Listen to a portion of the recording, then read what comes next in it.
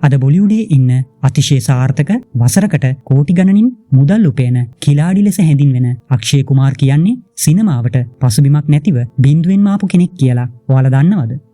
සිනමාවට එන්න කලින් ඔහු මුහුණ දුන් අතිශය දුෂ්කර ජීවිතය සහ අද ඉන්න තැනට ආපු සැබෑ ගමන අද සිනේරහස් තුලින් අපි හෙළි කරනවා. අක්ෂේ කුමාර්ගේ සැබෑ නම රාජීව් හරිओम භාටියා. කුඩා කාලයේ ඉඳන්ම සටන් කලාවට ඇලුම් කළ ඔහු මාර්ෂල් ආර්ට්ස් ඉගෙන ගන්න තායිලන්තයේ බැංකොක් නුවරට ගියා. එහිදී Tamanගේ එදිනදා වියදම් පියවා ගන්න ඔහු ආපන ශාලාවක වේටර්වරයෙක් සහ පිගන් සෝදන්නෙක් විදිහට සේවය කළා. රැට නිදාගත්තේ අවන්හලේ ගබඩා කාමරේ පොළව මතයි.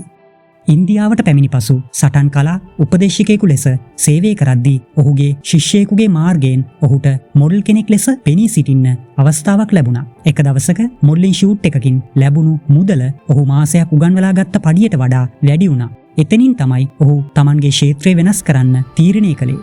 අක්ෂේ කුමාර්ගේ ජීවිතය වෙනස් වුණේ අහම්බයකින්. මොඩලින් ෂූට් එකකට බැංගලෝර් යන්න තිබුණු ප්ලේන් එක මගහැරුණු නිසා ඔහු නිකරුණේ කාලේ නාස්ති නොකර බොලිවුඩ් නිෂ්පාදකයෙකුගේ කාර්යාලයට ගියා. ඔහුගේ පෙනුම දැකපු නිෂ්පාදකවරයා එදිනම සවස ඔහුව Tamanගේ දීදාර් චිත්‍රපටයට තෝරාගත්තා. අද අක්ෂේ කියන්නේ බොලිවුඩේ වෙලාවට වැඩ කරන අතිශය කැපවීමෙන් වැඩ කරන රජෙක් වගේ නළුවෙක්. කිසිම පසුබිමක් නැතිව කැපවීමෙන් විතරක්ම සාර්ථකත්වයේ මුදුනටම යන්න පුළුවන් බවට අක්ෂේ කුමාර් හොඳම උදාහරණයක්. ඉතින් අක්ෂේගේ මේ අභියෝගාත්මක ගමන ගැන මොකද හිතෙන්නේ? පහලින් කමෙන්ට් කරන්න. channel එක subscribe කරන්නත් අමතක කරන්න එපා. අදට ගිහින් එන්නම්. ඔයාලා හැමෝටම සුබ දවසක්.